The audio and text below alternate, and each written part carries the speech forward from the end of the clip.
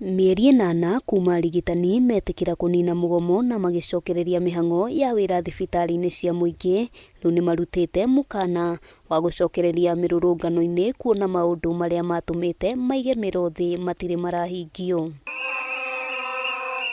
Kuringana na kiama kia Arigitani gia KMPDU ni makungirio wara kuona maundu maria mothe maiguithanirie na thirikari hamwe na ministry ya ugima wa mwiri uiguano-ini wa CBA ya mwaka wa 2017 gutiri undu ona umwe ukinyaniirio. That we will not sit down and see our members frustrated and exploited in the public facilities or private facilities. Mwandiki munene wa KMPDU Dagitari Davjiatera hamwe noguo akinyiriirie thirikari ndikoretwo ikionania wendi wa gwetha kihonia kia mathina maria Arigitani maragerera, akiheana notithi ya gukaiga miro thi tariki 22 mweri-ini uyu. We are saying the strike that will begin here will be a warm up towards the national strike, and also next week we'll be having a series of demonstrations. We'll be demonstrating from Kenyatta National Hospital to Nairobi Hospital before we go to the Ministry of Health. Ciumia igiri hituku Arigitani aria mari mubango-ini wa internship ni marugamirie mihango ya motungata thibitari-ini cia muingi guothe bururi-ini ni kwaga kurihwo mishara ya ihinda ria mieri 4 iria marutite wira undu uyu ukigwetwo gukorwo gicokia sekta ya ugima wa mwiri na thutha. We want to remind everyone that our strike of March and May only covered public facilities.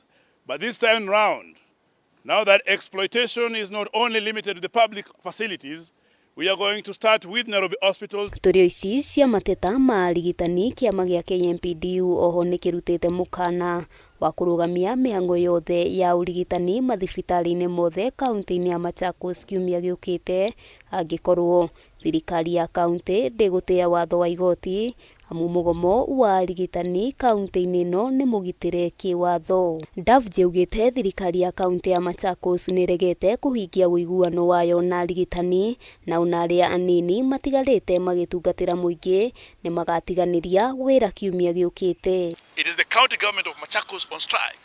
It's not the doctors. That if they sign this agreement as directed by the court, then I can tell you doctors will be back to work within 24 hours or less. Maya magithiaga na mbere Arigitani aria mari rungu rwa kiama gia KMPDU thibitari-ini wa Nairobi Hospital onao ni marutite mukaana wa gukaiga miro thi tariki 17 mweri-ini uyu makiuga matiraheo riera riega ria mirutire ya wira thibitari-ini uyu.